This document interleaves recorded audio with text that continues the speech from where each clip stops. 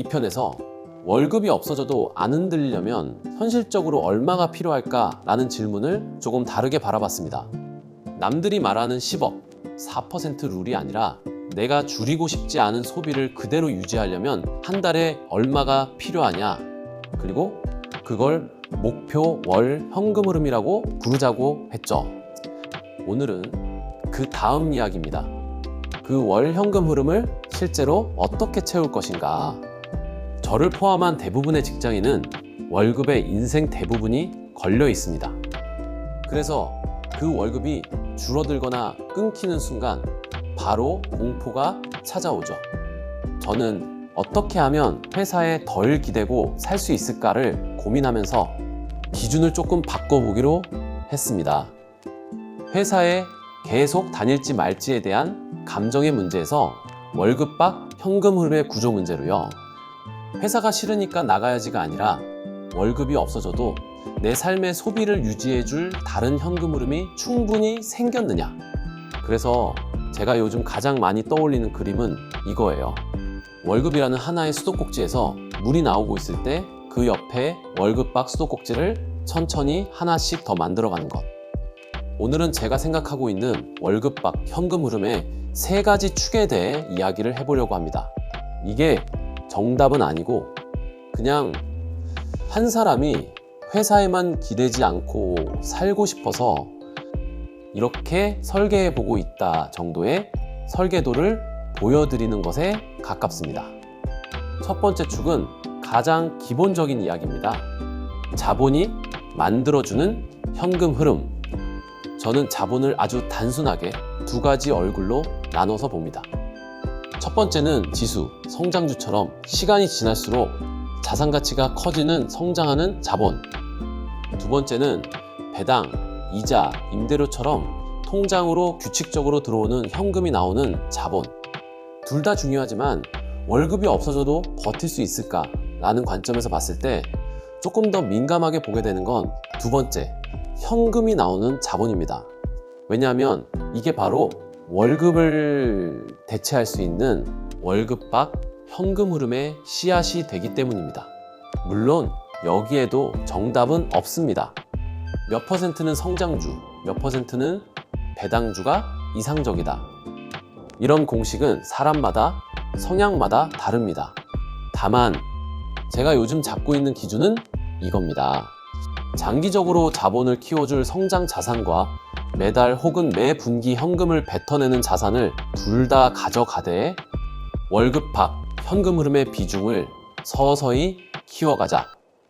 젊을 때는 성장 쪽 비중이 조금 더 커도 되지만 월급이 없어져도 내가 원하는 소비를 유지하고 싶다라는 단계에서는 나 대신 계속 돈을 찍어내는 자산을 조금 더 의식해서 보는 편입니다. 이건 누군가에게 추천하는 게 아니라 제가 제 인생 그래프를 봤을 때 마음이 편해지는 방향이에요. 나중에 별도의 영상에서 제가 실제로 어떤 자산들을 어떻게 섞고 있는지 구체적인 예시는 따로 이야기를 해볼게요. 오늘은 자본의 2 얼굴 정도만 머릿속에 남겨두셔도 충분합니다.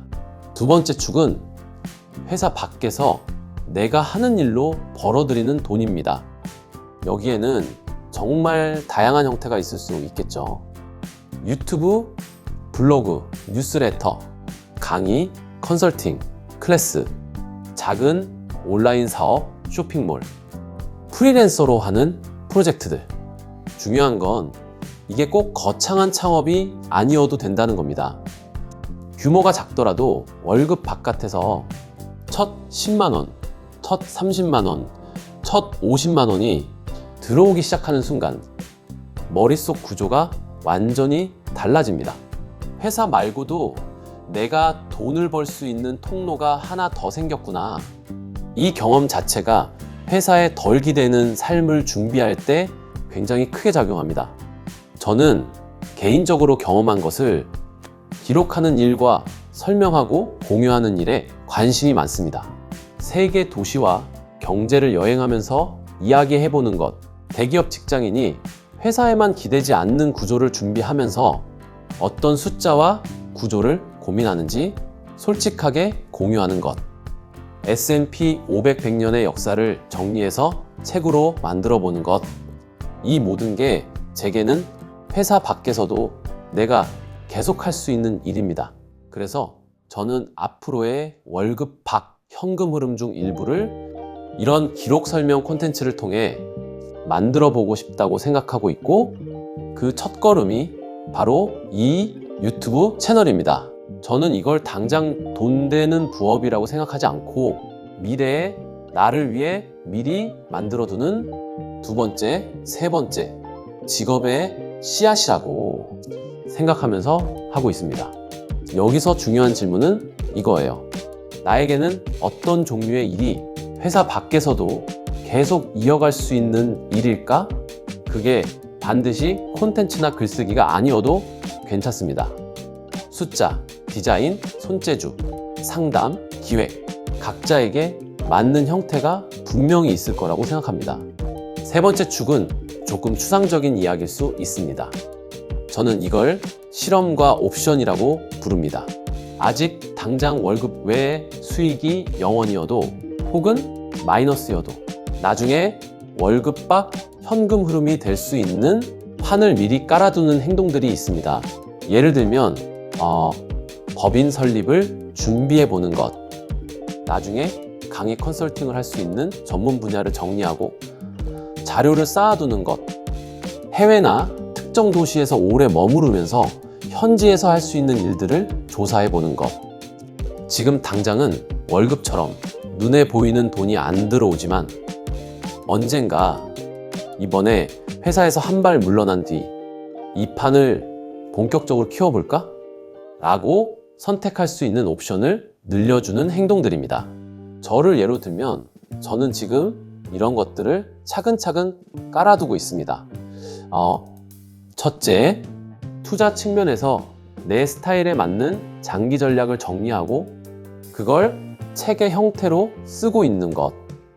이게 나중에는 강의나 클래스, 또 다른 콘텐츠로 확장될 수 있겠죠. 둘째, 법인을 준비하는 것. 앞으로 유튜브, 글, 강의, 그리고 투자 활동을 개인이 아닌 법인 구조 안에서 어떻게 엮어갈지 계속 시뮬레이션 하고 있습니다. 셋째, 콘텐츠 베이스를 깔아두는 것. 이렇게 유튜브에 차근차근 제 생각을 쌓아두는 것도 나중에는 이 사람이 어떤 사람인지에 대한 일종의 포트폴리오가 될 수 있습니다.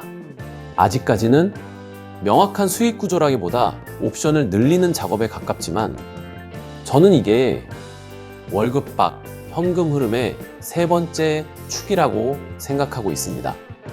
오늘 이야기를 한번 정리해 볼게요. 저는 회사에만 기대지 않는 구조를 월급 밖 현금 흐름이라는 관점에서 세 가지 축으로 보고 있습니다. 첫 번째, 자본이 만들어주는 현금 흐름. 성장 자산 대 현금 자산. 시간이 갈수록 현금을 뱉는 자산의 역할을 조금씩 키워가는 것. 두 번째, 회사 밖에서 내가 하는 일로 버는 돈. 유튜브, 글, 강의, 프리랜서, 작은 사업, 월급 말고도 내가 돈을 벌 수 있는 통로를 하나 더 만들 수 있을까? 마지막 세 번째는 지금은 돈이 안 돼도 나중에 옵션을 늘려줄 실험들, 법인, 전문 영역 정리, 미래에 키워볼 수 있는 판들. 오늘 영상의 포인트는 저처럼 하세요가 아니라 이 세 가지 질문을 한 번씩 본인 인생에 대입해 보셨으면 한다는 겁니다. 예를 들면 이런 질문들입니다. 나에게 맞는 자본의 두 얼굴은 무엇인가? 회사 밖에서도 내가 계속 하고 싶은 일은 무엇인가? 아직 돈이 안 돼도 깔아두고 싶은 실험은 무엇인가?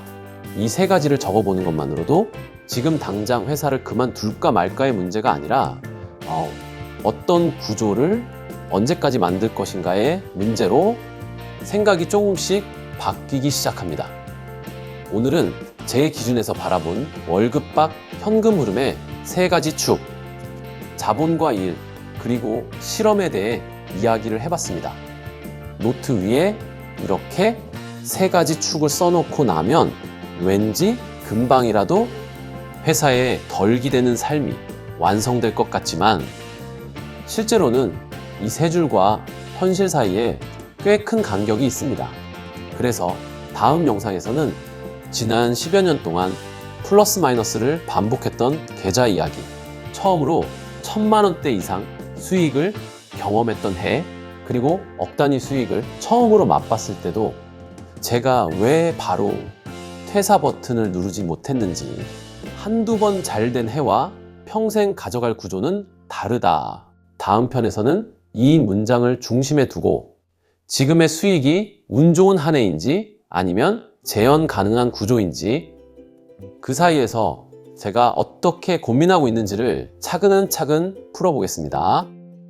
이 채널이 누군가에게는 그냥 돈 자랑하는 투자 채널이 아니라 회사에만 기대지 않고 투자 구조를 설계해가는 한 사람의 긴 여정을 지켜보는 공간이 되었으면 합니다. 3편까지 함께 해주셔서 감사하고요.